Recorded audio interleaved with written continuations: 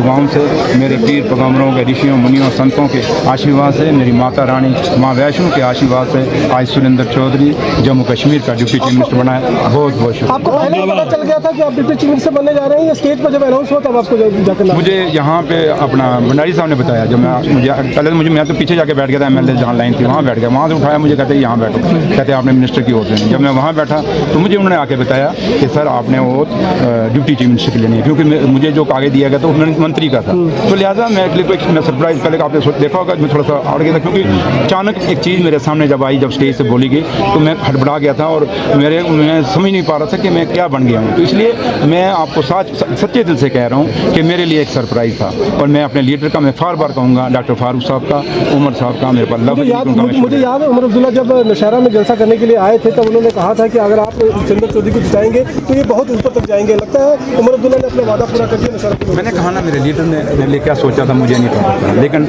मैं सिर्फ एमएलए बनने के लिए लड़ाई वहाँ लड़ रहा था और आप सबकी दुआओं से मैं एमएलए बना भी। तो लिहाजा आज मेरे लिए बहुत फ़ख्र के दिन है और मैं पहले जम्मू सूबे के लिए भी फ़ख्र की बात है, क्योंकि कुछ लोग मेरे जम्मू के लोगों को भड़का रहे थे कि जम्मू का चीफ मिनिस्टर होना चाहिए, जम्मू का चीफ मिनिस्टर होना चाहिए। मैं उन लोगों को कहता हूँ कि भैया अगर आप इतना ही जम्मू के लोगों से हमदर्दी करते हो तो जम्मू का एलजी क्यों नहीं बनाया आपने जम्मू का डीजी क्यों नहीं बनाया, आपने जम्मू का चीफ सेक्रेटरी क्यों नहीं बनाया? मज़ा तब था यहाँ जम्मू के डीसी और एसएसपी नहीं लगे, आप कौन सी बातें करते हैं?